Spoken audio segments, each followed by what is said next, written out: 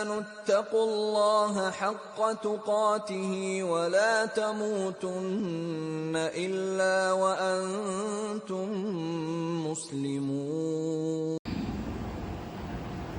إن الحمد لله نحمده ونستعينه ونستغفره ونعوذ بالله من شرور أنفسنا ومن سيئات أعمالنا. من يهده الله فلا مضل له ومن يضلل فلا هادي له. وأشهد أن لا إله إلا الله وحده لا شريك له وأشهد أن محمدا عبده ورسوله. أعوذ بالله من الشيطان الرجيم. بسم الله الرحمن الرحيم. يا أيها الذين آمنوا اتقوا الله حق تقاته ولا تموتن إلا وأنتم مسلمون. يا أيها الناس اتقوا ربكم الذي خلقكم من نفس واحدة وخلق منها زوجها وبث منهما رجالا كثيرا ونساء. واتقوا الله الذي تساءلون به والأرحام إن الله كان عليكم رقيبا.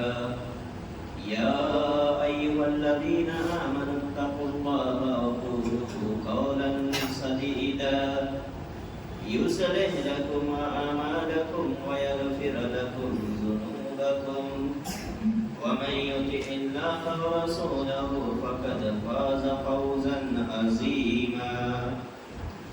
أما بعد فإن خير الحديث كتاب الله وخير الهدي هدي محمد صلى الله عليه وسلم وشر الأمور محدثاتها وكل محدثة بدعة وكل بدعة ضلالة وكل ضلالة في النار. أعوذ بالله من الشيطان الرجيم من همزه ونفخه ونفثه. بسم الله الرحمن الرحيم. وما أمروا إلا ليعبدوا الله مخلصين له الدين حنفاء ويقيموا الصلاة ويؤتوا الزكاة وذلك دين القيمة. وقال النبي صلى الله عليه وسلم إنما الأعمال بالنيات. تمام جسم کی تعریفات وحدہ لا شریک لائق و ذبح اللہ رب العالمین کے لیے جو خالق الکائنات مالک الارض السماء ہے اور تمام تر عبادات خالص طور پر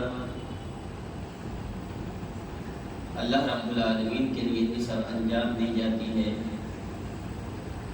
لہذا اس کے اندر کوئی شریک نہیں، کوئی ساجی نہیں، اور اگر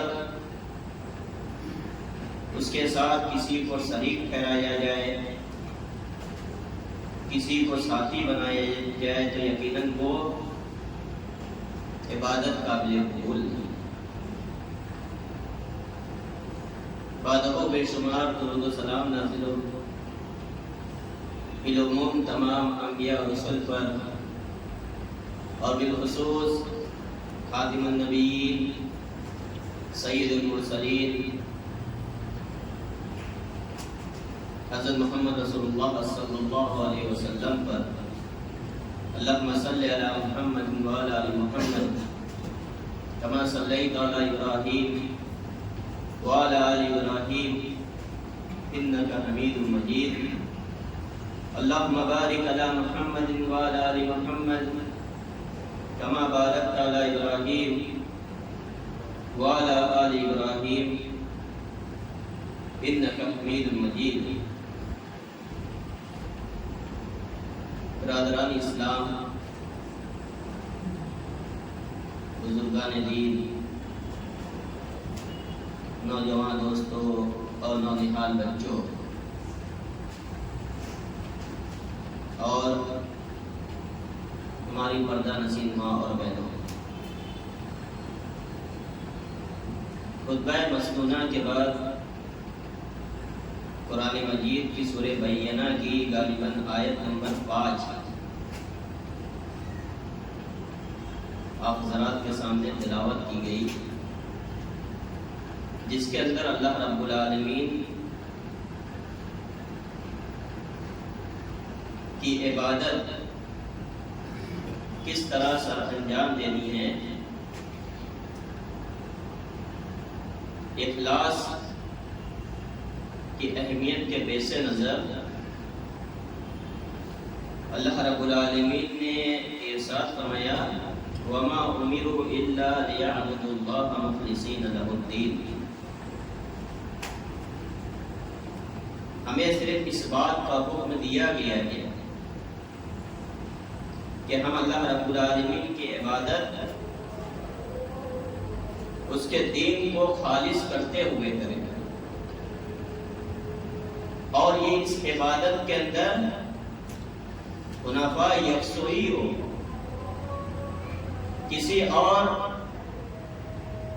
کی آمیزش اس کے اندر نہ ہو، ملاوٹ نہ ہو، 100% اللہ رب العالمین کے لیے عبادت سر انجام دی جائے۔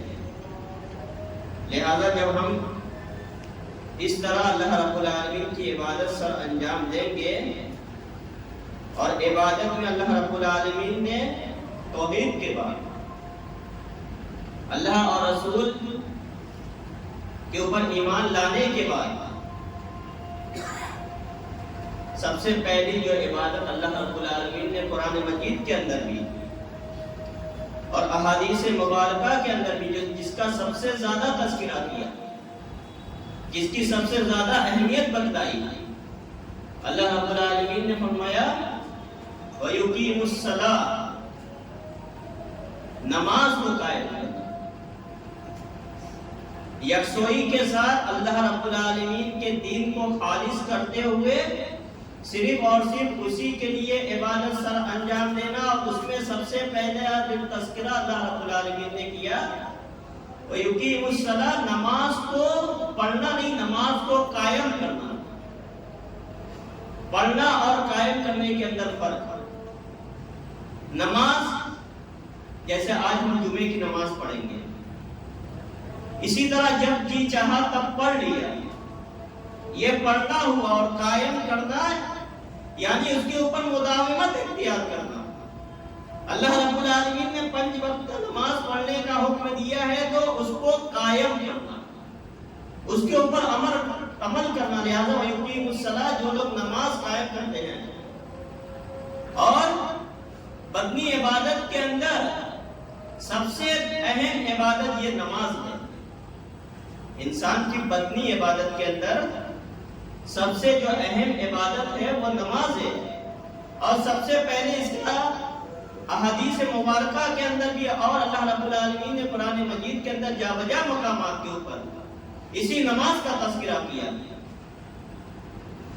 آگے اللہ رب العالمین نے فرمایا وَيُؤْتُوا الزَّكَاةَ، اور جو لوگ زکوٰۃ اللہ رب العالمین نے جو مال و دولت عنایت فرمائی ہے اس کے اندر جو حق ہے، سال کے گزر جانے کے بعد وہ مال کا حق ادا کرتے ہیں، وَذَلِكَ دِينُ الْقَيِّمَةِ، یہی سیدھا دین ہے، یہی سچا دین ہے۔ لہذا اس آیت کریمہ میں اللہ رب العالمین نے سب سے پہلی جو چیز، جو تعلیم ایک انسان کو دی، وہ اخلاص کی تعلیم ہے۔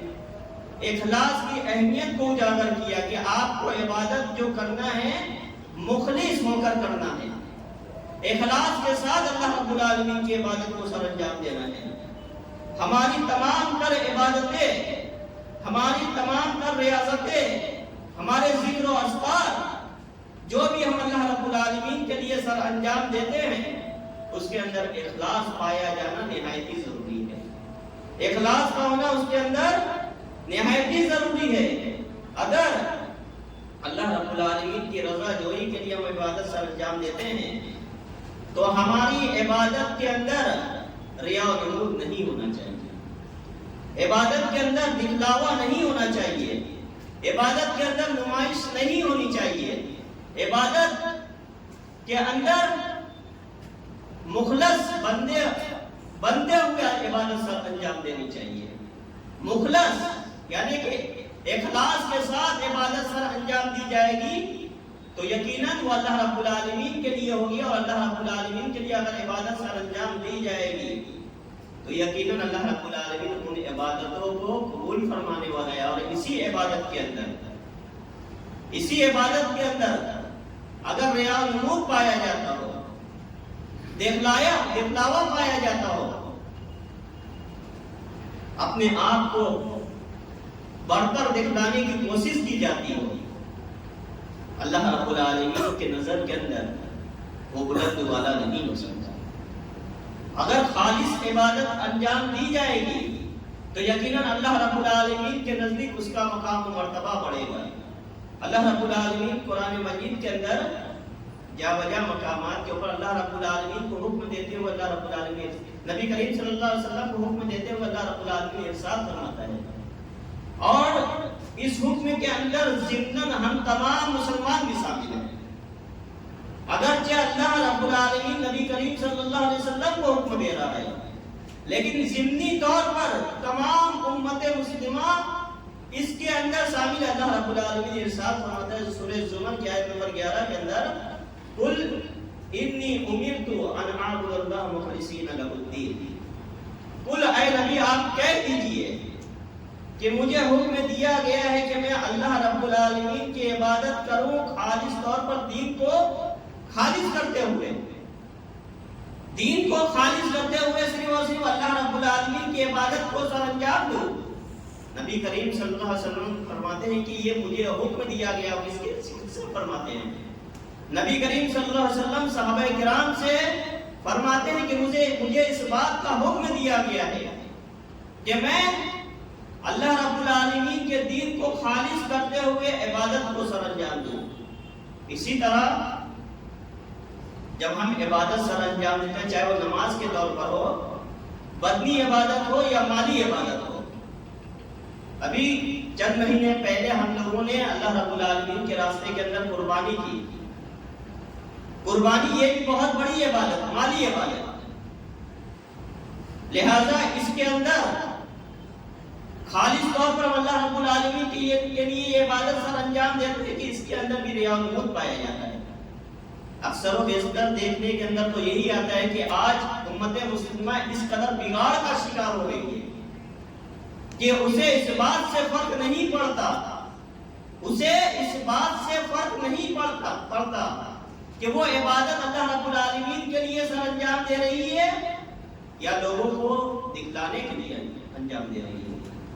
لہذا اس عبادت کے اندر زیادہ تر اکثر و بیشتر الا ماشاءاللہ اکثر و بیشتر ریا و نمود پایا جاتا ہے۔ لہذا اللہ رب العالمین قرآن مجید کے اندر ارشاد فرماتا ہے نبی کریم صلی اللہ علیہ وسلم کو حکم دیتے ہوئے، قل ان صلاتی ونسکی ومحیائی ومماتی للہ رب العالمین لا شریک لہ وبذلک امرت وانا اول المسلمین۔ نبی کریم صلی اللہ علیہ وسلم کو اللہ رب العالمین حکم دے رہا ہے، اور ضمن اس سے میں ہم تمام مسلمان شامل ہیں۔ اے نبی آپ کہہ دیجئے بے شک میری نماز، قل ان صلاتی ونسکی، اور میری قربانی اور میری زندگی اور میری موت، ومحیائی ومماتی للہ رب العالمین، اللہ رب العالمین کے لیے۔ جب نماز اللہ رب العالمین کے لیے، قربانی اللہ رب العالمین کے لیے، لوجہ اللہ کے لیے ہم سر انجام دیتے ہیں، اللہ رب العالمین کی رضا جوئی کے لیے سر انجام دیتے ہیں، تو اللہ رب العالمین جانتا ہے کہ اللہ رب العالمین نے کسے کس استطاعت کا مالک بنایا ہے۔ اللہ رب العالمین بخوبی جانتا ہے، لہذا لوگوں کو دکھلانے کے لیے بڑھ چڑھ کر اپنے آپ کو ہلاک کرتے ہوئے عبادت سر انجام نہ دی جائے۔ عبادت وہی سر انجام دی جائے جس کی آپ استطاعت رکھتے ہوں۔ اللہ رب العالمین نے بھی قرآن مجید کے اندر ارشاد فرما دیا فاتقوا اللہ ما استطعتم۔ اللہ رب العالمین سے تمہیں اتنا ہی ڈرنا ہے جتنی تم طاقت رکھتے ہو۔ جتنی تم طاقت رکھتے ہو، اس کا مطلب ہرگز یہ نہیں ہے، اس کا مطلب ہرگز یہ نہیں ہے کہ اللہ رب العالمین کی اطاعت و فرما برداری نہ کی جائے۔ لہذا اللہ رب العالمین نے جو فرائض ایک مسلمان کے اوپر نافذ کیے ہیں، وہ فرائض ہر ایک انسان کی استطاعت کے مطابق ہے، ہر ایک انسان کے استطاعت کے مطابق ہے، چاہے وہ نماز ہو۔ نماز ہر ایک مسلمان ادا کر سکتا ہے، قائم کر سکتا ہے، اس کے اندر کوئی بھی بہانہ نہیں چلنے والا۔ اسی طرح زکوٰۃ، اگر اللہ رب العالمین نے آپ کو مال دی ہے، آپ کو اللہ رب العالمین نے اس قابل بنایا کہ آپ کے اوپر زکوٰۃ بنتی ہے تو آپ نکالیں، یہ نہیں بنتی تو کوئی حرج نہیں۔ اسی طرح رمضان المبارک کے روزے اللہ رب العالمین نے جو ایک مسلمان کے اوپر رمضان المبارک کا پورا مہینے کا روزہ فرض قرار دیا، لہذا وہ روزہ آپ کو ادا کرنا ہے۔ اس کے اندر بھی اللہ رب العالمین نے کئی رخصت دی اور کہا کہ دوسرے دنوں کے اندر اس روزے کو کر لینا۔ سفر کی حالت میں ہو، بہت زیادہ بیمار ہو تو اللہ رب العالمین نے رخصت دی اور کہا کہ دوسرے دنوں کے اندر آپ اگر بیمار ہو یا بہت زیادہ مشقت کا سفر ہو تو آپ دوسرے دنوں کے اندر اس روزے کو پورا کر سکتے ہو۔ لہذا اللہ رب العالمین اپنے بندوں کے اوپر بہت زیادہ رحیم ہے۔ اسی طرح حج ایک مالدار کے اوپر اللہ رب العالمین نے فرض کیا، اگر وہ جانے آنے اور اپنے فیملی کی کفالت کی استطاعت رکھتا ہو تبھی اس کے اوپر حج فرض ہوتا ہے۔ لہذا استطاعت کا معنی یہ نہیں کہ فاتقوا اللہ ما استطعتم، اللہ رب العالمین سے اتنا ڈرو جتنا یہ ڈرنے کا حق ہے۔ تو یہ تمام تر چیزیں اگر اللہ رب العالمین نے آپ کو استطاعت دی ہے تو آپ کے اوپر یہ فرض ہے۔ نماز کے اندر کوئی بھی بہانہ نہیں چلنے والا۔ اسی طرح زکوٰۃ کے اندر اگر اللہ رب العالمین نے آپ کو استطاعت دی ہے 7.5 تولہ سونا، 52.5 تولہ چاندی یا اس کے قدر نقد رقم آپ کے پاس موجود ہے اور سال کا عرصہ گزر گیا تو اس کے اندر کوئی بہانہ نہیں چلنے والا۔ اس کے تعلق سے اللہ کے رسول صلی اللہ علیہ وسلم نے اللہ رب العالمین نے وحی سنائی۔ لہذا اس آیت کریمہ کے اندر اللہ رب العالمین نے فرمایا میری نماز اور میری قربانی اور میرا جینا اور میرا مرنا اللہ رب العالمین کے لیے جس کا کوئی شریک نہیں، اور مجھے اسی بات کا حکم دیا گیا ہے للہ رب العالمین لا شریک لہ وبذاتہ امرت، اور میں سب سے پہلا مسلمان ہوں، مسلمان ہونے میں سے ہوں۔ اہل علم نے قبولیت عمل کے لیے، عمل کی قبولیت کے لیے 2 شرطیں اہل علم نے ذکر کی۔ وہ 2 شرطیں کیا ہے کہ انسان عمل کرتا ہے لیکن اگر وہ اس 2 شرطوں کے اوپر وہ عمل کھرا نہیں اترتا تو یقیناً وہ قابل قبول نہیں۔ یہ 2 شرطیں ہیں اور اس 2 شرطوں کو ہمیں اپنے ذہن کے اندر جاگزی کر لینا ہے کہ وہ 2 شرطیں جو بھی عمل ہم سر انجام دیتے ہیں یہ 2 شرط اس کے اندر پائی جاتی ہیں۔ ایک ہے اخلاص، عبادت کے اندر اخلاص، یعنی اللہ رب العالمین کے رضا جوئی کے لیے وہ عمل سر انجام دیا گیا ہے۔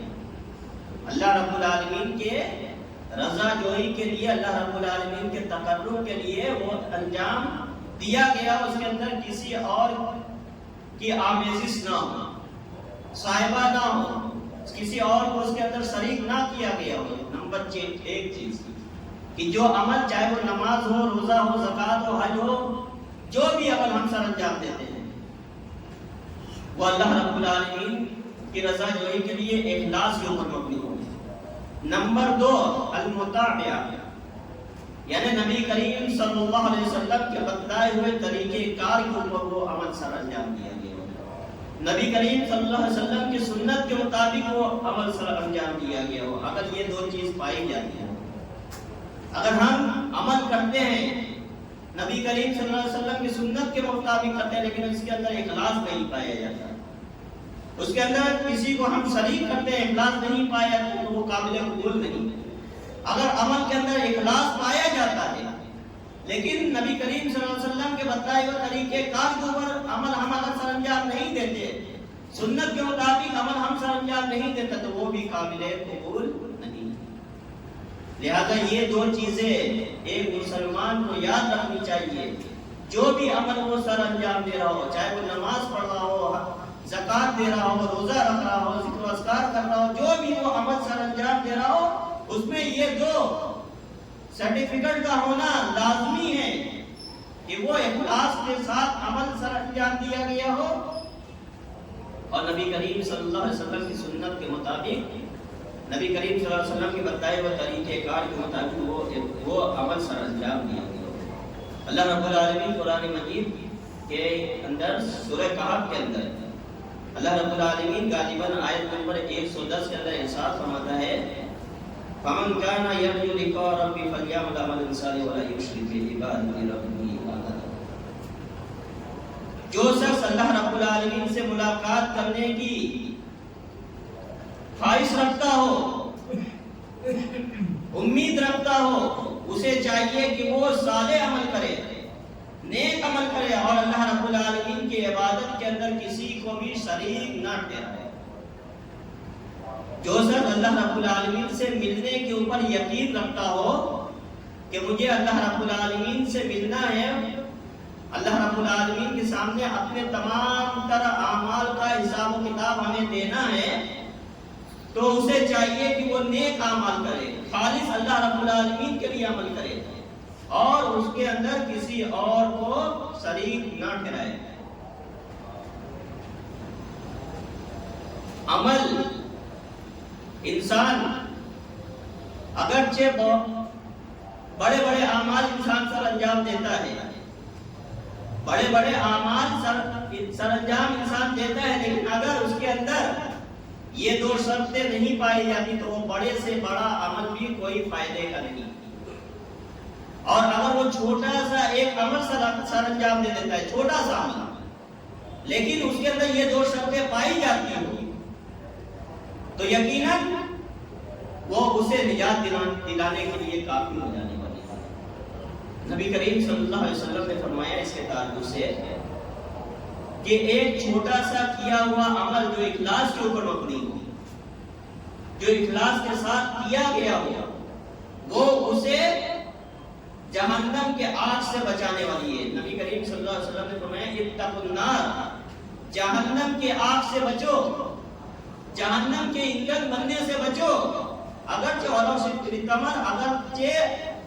کھجور کے ایک کھجور کا صدقہ کرنے سے ہی تم اللہ رب العالمین سے جہنم کے آگ سے بچ سکتے ہو، اگر اس کھجور کا صدقہ تم نے اللہ رب العالمین کی رضا جوئی کے لیے اخلاص کے ساتھ کیا ہو اور اس کے اندر کسی کو شریک نہ ٹھہرایا ہو، تو یقیناً یہ عمل تمہیں اللہ رب العالمین جہنم کے دردناک عذاب سے اللہ رب العالمین اس عمل کے کرنے سے تمہیں بچا دے گا۔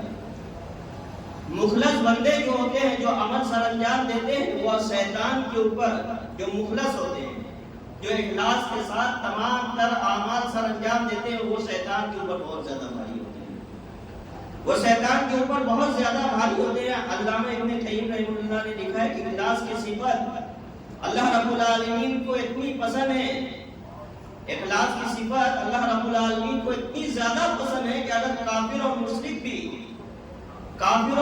اگر کچھ وقت کے لیے مخلص ہو جائے، اخلاص کے ساتھ اللہ رب العالمین سے دعا کرے، تو اللہ رب العالمین ان کی دعاؤں کو بھی قبول کرتا ہے۔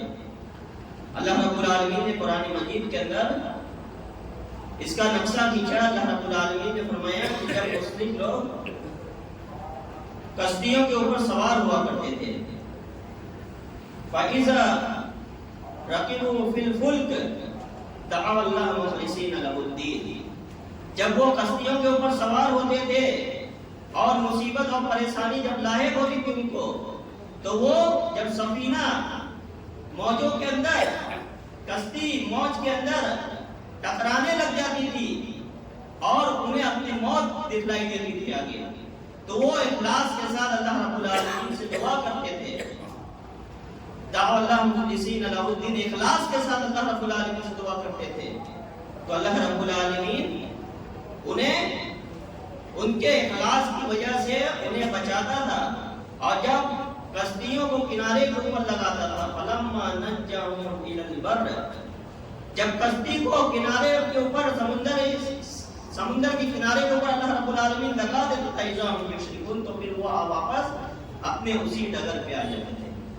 پھر وہ مشرک یعنی اللہ رب العالمین کے ساتھ شرک کرنے والے ہو جاتے تھے.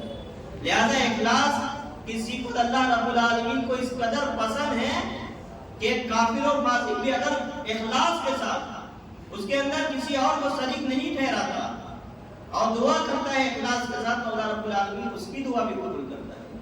تو ایک مسلمان جب اللہ رب العالمین کو ماننے والا، اللہ رب العالمین کے ساتھ کسی اور کو شریک نہ کرنے والا، جب وہ اخلاص کے ساتھ دعا کرے تو اللہ رب العالمین قبول کیوں نہیں کرے؟ آج ہمارا یہی سوال ہے. ہم لوگوں سے کہتے پھرتے رہتے ہیں کہ اللہ رب العالمین ہماری دعاؤں کو نہیں قبول کرتا، ہماری دعاؤں کو نہیں سنتا. آپ اپنے عملی زندگی کا جائزہ لیں، عملی زندگی کا جائزہ لینے کے بعد آپ فیصلہ کریں کہ اللہ رب العالمین آپ کی دعاؤں کو کیوں نہیں سنتا ہے. اگر آپ کے اندر جو عبادت آپ سر انجام دیتے ہیں حقوق اللہ کے تعلق سے یا حقوق العباد کے تعلق سے آپ کے اندر کمی پائی جاتی ہو، چلو ہم اللہ رب العالمین کی بہت زیادہ عبادت و ریاضت کرتے ہیں، اللہ رب العالمین کے لیے خالص عبادت سر انجام دیتے ہیں، لیکن حقوق العباد کے اندر جیسے ہی ہم اللہ رب العالمین کے سامنے اپنے سر کو خم کر کے باہر نکلتے ہیں اور حقوق العباد کا جہاں معاملہ آتا ہے، تمام تر چیزیں ہم بھول جاتے ہیں، تمام تر چیزیں ہم بھول جاتے ہیں. تمام لوگوں کے حقوق جو ہوتے ہیں اس کو ہم بالائے طاق رکھ دیتے ہیں، اس کی ہم فکر نہیں کرتے. اگر ہماری عبادت خالص اللہ کے لیے بھی ہو لیکن حقوق العباد کے اندر کمی پائی جاتی ہے تو یقیناً ہماری دعا قبول ہونے والی نہیں. ہم اپنے بھائیوں کے حق کو ہڑپتے ہیں، بہنوں کے حق کو ہڑپتے ہیں، والدین کے ساتھ اچھا سلوک نہیں کرتے، پڑوسیوں کے ساتھ ہمارا معاملہ اچھا نہیں، رشتہ داروں کے ساتھ ہمارا معاملہ اچھا نہیں، اعزاء و طالب کے ساتھ ہمارا معاملہ اچھا نہیں. پڑوسی جو کوئی بھی ہو، چاہے وہ مسلمان ہو یا غیر مسلم ہو، اس کے اندر تفریق نہیں کی گئی. پڑوسی کوئی بھی ہو، اس کے ساتھ ہمیں اچھا رویہ اختیار کرنا ہے، اچھا معاملہ اختیار کرنا ہے، اس کے اندر ہمیں جات پات نہیں دیکھنی ہے. یہ اللہ رب العالمین کا معاملہ ہے اور بندے کا معاملہ ہے. جو جیسا عمل کرتا ہے وہ اللہ رب العالمین جانتا ہے اور وہ بندہ جانے. اس کے اندر ہمیں زیادہ گھسنے کی ضرورت نہیں، ہمیں اپنا جائزہ لینا ہے، اپنا محاسبہ کرنا ہے. لہذا جب ہم تمام چیزوں کے اندر کھڑے ہوں گے تو یقیناً اللہ رب العالمین ہماری دعاؤں کو قبول کرنے والا ہے. لہذا اخلاص کی بنیاد پر چھوٹا سا کیا ہوا عمل وہ اللہ رب العالمین اس کو قبول فرماتا ہے. اور اس اخلاص کہ انسانی زندگی پر بہت زیادہ گہرے اثرات ہوا کرتے ہیں. اگر اخلاص کے بنیاد پر جو کام ہوتا ہے وہ پائیدار ہوتا ہے، ہمیشہ ہمیں باقی رہنے والا ہوتا ہے.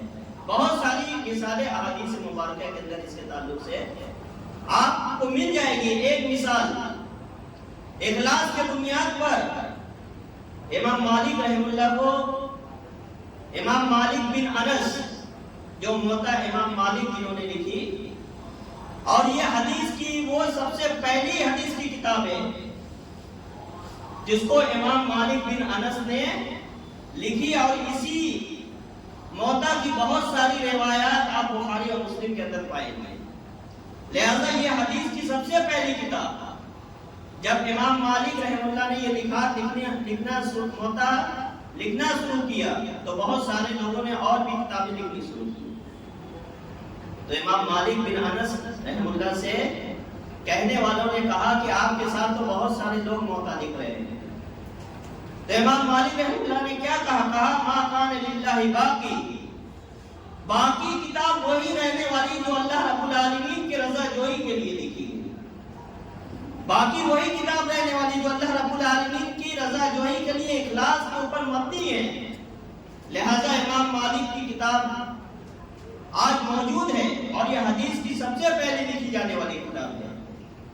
لہذا اخلاص کا انسانی زندگی کے اوپر بہت زیادہ گہرا اثر ہوتا ہے، اور اگر عمل اخلاص کی بنیاد پر کیا گیا تو وہ پائیدار بھی ہوتا ہے.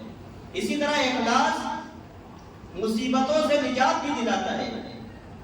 اخلاص کے اوپر مبنی عمل اگر اخلاص کے ساتھ کیا گیا ہوگا تو وہ مصیبتوں سے، پریشانیوں سے جو ہمارے اوپر لاحق ہوتی ہے، اگر اس مصیبت اور پریشانی کے عالم کے اندر اس وسیلہ کی بات کی جاتی ہے، اگر اس عمل کو وسیلہ بنایا جائے. اور بنی اسرائیل کا وہ واقعہ جو مشہور واقعہ ہے 3 لوگوں کے تعلق سے، کہ بنی اسرائیل کے 3 لوگ غار کے اندر پھنس گیا اور وہ بند ہو گیا. 3 لوگوں نے کیا وسیلہ بنایا؟ جو اخلاص کے ساتھ ان لوگوں نے عمل کیا تھا، اللہ رب العالمین سے ڈرتے ہوئے اللہ رب العالمین کی رضا جوئی کے لیے عمل سر انجام دیا تھا، اس کو وسیلہ بنایا تو اللہ رب العالمین نے انہیں اس مصیبت سے نکال دیا. اللہ رب العالمین نے انہیں اس مصیبت سے نکالا. لہذا اخلاص کی بنیاد پر اگر کوئی ہم عمل سر انجام دیتے ہیں تو وہ عمل ہمیں مصیبتوں سے نکالنے والا ہے. اسی طرح اخلاص جس کی زندگی میں جاگزی ہو جاتا ہے تو یقیناً وہ کینہ و کپٹ سے، بغض و حسد سے کوسوں دور رہتا ہے. وہ کینہ و کپٹ اور بغض و حسد سے کوسوں دور رہتا ہے. اس کے دلوں کے اندر کسی کے تعلق سے کوئی حسد نہیں پایا جاتا، کوئی بغض نہیں پایا جاتا، کوئی طعن و تشریح نہیں اس کے زبان سے نکلتی، کسی کی وہ چغلی نہیں کرتا. اگر اخلاص اللہ رب العالمین کا ڈر اور حقوق اللہ کے بعد حقوق العباد کو وہ اپنے زندگی کا وہ اگر اس کو معمول بنا لیتا ہے تو یقیناً وہ عبادت کو سر انجام دیتے ہوئے اس بات کو یاد رکھتا ہے کہ اگر ہم نے اللہ رب العالمین کی بجائے جوئی کے لیے عبادت سر انجام دی ہے، لیکن اگر کسی بھائی کے پیٹھ کے پیچھے اگر ہم اس کی برائی کریں اور کرے نہیں یا سنیں تو ہماری یہ تمام تر عبادتیں برباد ہو جانے والی ہیں. ہم جتنی بھی قرآن کی تلاوت کر لیں، جتنی بھی نمازیں پڑھ لیں، جتنے بھی حج کر لیں، اگر ہم اپنے بھائی کے تعلق سے جو باتیں اس کو بری لگتی ہو، اگر اس کے تعلق سے ہم باتیں سنیں گے یا کریں گے تو یقیناً یہ تمام تر عبادتیں رائگاں اور برباد ہو جانے والی ہیں. اخلاص کا ایک اثر نفس کے اوپر یہ پڑتا ہے کہ اخلاص کی وجہ سے انسان سر سے گناہوں سے محفوظ رہتا ہے. ابلیس انسان کو نفس پرستی کی ابلیس دعوت دیتا ہے، اور ابلیس نے اللہ رب العالمین کے سامنے سجدہ کرنے سے جب منع کیا تو سب سے پہلی چیز اس کے اندر یہی حسد اور تکبر پایا گیا. یہی تکبر نے اسے سجدہ کرنے سے منع کیا. اور اگر یہی تکبر اگر سجدہ کرتے ہوئے ہمارے اندر پایا جائے، ابلیس کو سجدہ کرنے سے منع کیا تکبر نے، حسد نے، اور اگر ہمارے اندر تکبر سجدہ کرتے ہوئے پایا جائے تو یقیناً یہ سجدہ کسی کام کا نہیں. شیخ سعدی رحمہ اللہ فرماتے ہیں ایک شخص تہجد کی نماز بہت زیادہ لمبی پڑھتا ہے، لیکن اس کا مقصد کیا ہوتا ہے؟ اس کا مقصد یہ ہوتا ہے کہ لوگ اسے بہت زیادہ تہجد گزار کہیں، اسے بہت بڑا عابد کہیں، تو یقیناً یہ عبادت اس نے لوگوں کے لیے کی، اللہ رب العالمین کے لیے نہیں کی. لہذا اس کا صلہ وہ لوگوں سے جا کر مانگے. ایک چھوٹا سا مشورہ، ایک چھوٹا سا عمل اگر انسان سر انجام دیتا ہے تو یقیناً اگر وہ کسی کو خیر کا مشورہ دیتا ہے لیکن وہ خیر کے اوپر مبنی ہوتا ہے، لوگوں کے بھلائی کے لیے ہوتا ہے، تو یقیناً یہ بھی اخلاص کے اندر پایا جائے گا اور اس کا بھی اسے صلہ ملنے والا ہے۔ اور ایک چھوٹا سا عمل اگر وہ سر انجام دیتا ہے تو یقیناً وہ چھوٹا سا عمل بھی اسے کامیاب و کامران کرنے والا ہے۔ اخلاص کی اور بھی بہت ساری باتیں ہیں، اخلاص کی بہت ساری علامتیں ہیں جو قرآن و احادیث کے اندر موجود ہیں، لیکن ہمیں سمجھنا یہ ہے کہ ہم جو عبادت سر انجام دیتے ہیں اللہ رب العالمین کے لیے، وہ تمام تر عبادتیں جو اللہ رب العالمین کے لیے ہم سر انجام دیتے ہیں، اس کے اندر کسی بھی قسم کا کوئی آمیزش تو نہیں پائی جاتی، کسی کو ہم اس کے اندر شریک تو نہیں کرتے۔ اگر ہم عبادت سر انجام دیتے ہیں، اخلاص کے ساتھ سر انجام دیتے ہیں، تو ہمیں یہ دیکھنا ہے کہ کیا یہ عبادت جو ہم سر انجام دے رہے ہیں اللہ رب العالمین کے لیے، کیا یہ نبی کریم صلی اللہ علیہ وسلم کی سنت کے مطابق ہے کہ نہیں ہے۔ یہ دو شرطیں ہیں، اگر یہ دو شرطیں عبادت کے اندر پائی جائے گی تو اللہ رب العالمین ہماری عبادتوں کو قبول کرنے والا ہے۔ اور عبادت سر انجام دینے کے بعد حقوق اللہ کے بعد حقوق العباد کے اوپر ہمیں گہری نظر رکھنی ہے کہ کہیں ایسا نہ ہو کہ ہم نے پوری زندگی عبادت تو سر انجام دے دی لیکن لوگوں کے حق کو پامال کیا، تو یقیناً یہ تمام تر عبادتیں رائگاں اور برباد ہو جانے والی ہیں۔ ہمیں حقوق اللہ کے ساتھ ساتھ حقوق العباد کے اوپر گہری نظر رکھنی ہے، اور جس کا جو حق ہے اس پہ حق کو غضب نہیں کرنا ہے، اس کے حق کو ہمیں مارنا نہیں ہے، بلکہ جس کا جو حق بنتا ہے ہمیں اس کا وہ حق ادا کرنا ہے۔ اللہ رب العالمین سے دعا ہے کہ اللہ رب العالمین ہم تمام تر مسلمانوں کو اللہ رب العالمین کے لیے خالص طور پر تمام تر عبادات سر انجام دینے کی توفیق عنایت فرما۔ یا بار الہ ہم تمام مسلمانوں کو حقوق اللہ کے ساتھ ساتھ حقوق العباد کی بھی حقوق العباد کے اندر جو حقوق بنتے ہیں ان تمام تر حقوقوں کو سر انجام دینے کی توفیق عنایت فرما۔ یا بار الہ ہم تمام مسلمانوں کو جب تک دار فانی کے اندر زندہ رکھ، ایمان اسلام کو باقی رکھ، اور ہمارا خاتمہ کلمہ لا الہ الا اللہ محمد رسول اللہ۔ بارک اللہ لنا ولکم فی القرآن الحکیم وإیاکم بالآیات وإیاکم بالآیات۔ اشرقت نفسی بنور من فؤادی حينما رددت يا رب العباد